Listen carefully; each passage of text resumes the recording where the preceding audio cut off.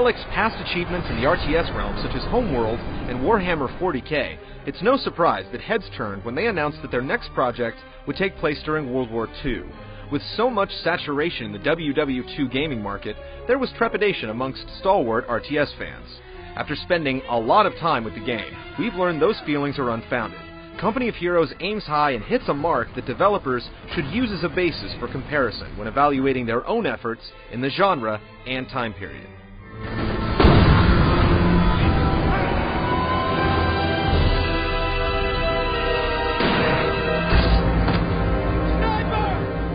The campaign mode follows the Able and Fox Company paratroopers into the Battle of Normandy, and eventually leads you to crush the German 7th Army. There are 15 different missions within the primary campaign. You'll finish your first objective, only to find the surface has merely been scratched. Upon completion of one objective, you'll be briefed on the changing battlefield and what part you'll play in the evolving battle. In addition, each mission has awards for completing specific challenges. These range from sniping a certain amount of Germans, maintaining control over a town, or heading off a blitzkrieg of panzer tanks. Although these are not necessary to progress the story, they add some replayability to the campaign. Each mission will take a couple of hours to complete, so the amount of time it takes to finish the campaign mode is quite satisfying.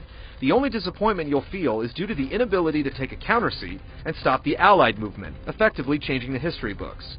One can easily take control of the Axis through skirmish or online play, but it still would have been nice to have an Axis campaign, even if the game isn't called Company of Villains.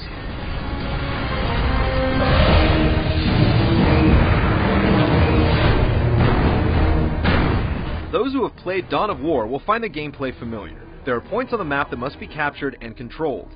These supply and command stations replace the need to farm your resources like you do in most RTS games. These points are broken down into 3 parts: munitions, fuel, and manpower. The more land you control on the map, the more manpower you can use to make buildings and call in reinforcements. These command points also act as a supply chain back to your HQ, so if you're cut off from a fuel depot you control, the slow trickle from that spot will be cut until control is regained. Fuel is used to power and upgrade your armory, and munitions are used to equip your troops with the tools they need. Like other multiplayer games, Company of Heroes lets you control victory points.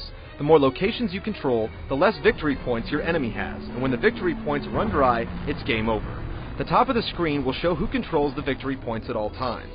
These allow skirmishes and multiplayer battles to turn into a blend of tactical ping-pong, but the largest battles are fought for control over enemy territory and not over victory points. One of the best ways to put your resources to good use is through the Company Commander system, which lets you choose one of 3 upgrade paths to build up that specific strength or ability. While the Axis and Allies control differently, their strengths and weaknesses stay consistently fair across the board. Each unit is either deadly and efficient or ready to be mowed down on the battlefield. Zerg rushing is not a tactic that will result in consistent success.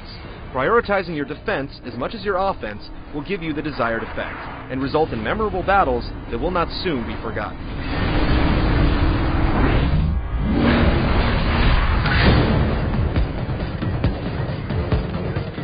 Where most games make sacrifices by offering more diluted content than necessary, Company of Heroes has aced the simulated World War II RTS battlefield.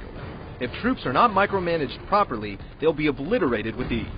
Everything in the game can be used as cover, and is displayed on your cursor as red, yellow, or green.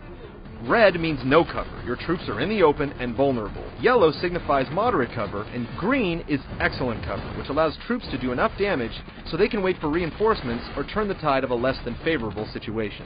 Cover can also be destroyed.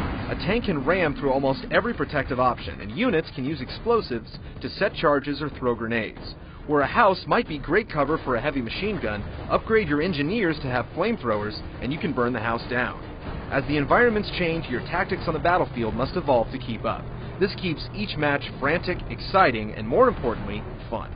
Another tactical edge to note is the flanking of heavy machine guns, tanks, and anti-tank guns. Approaching these situations head-on can be suicide, so attacking the rear with a sudden assault will pin the enemy, forcing them to flee, or better yet, die. Tank movement and heavy weapons can be efficiently placed by clicking the left mouse button on where you want those units to move, and then dragging it towards the direction they need to be facing. This allows you to avoid flank situations with tanks, and easily send units to set up and defend a strategic area. Multiplayer lends itself well to head-to-head battles, but it truly shines in team play. With everyone amassing armies at the same time, it creates some huge, structured, chaotic moments.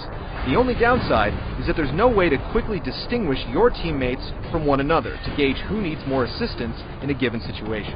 The sound design is spectacular and really pulls you into the battle, from the first gunshot being fired in the distance to the barrage of armored forces rolling over a war-torn city.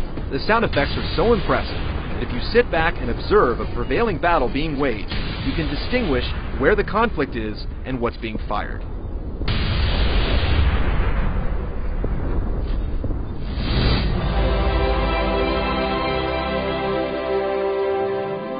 Relic has gone above and beyond to polish and nearly perfect the necessary ingredients to a successful RTS. You might miss playing an Axis-oriented campaign, but in the end, Company of Heroes is a solid, real-time strategy experience that should keep you busy for much longer than expected. That's right, Fritz. War's over. Let's go.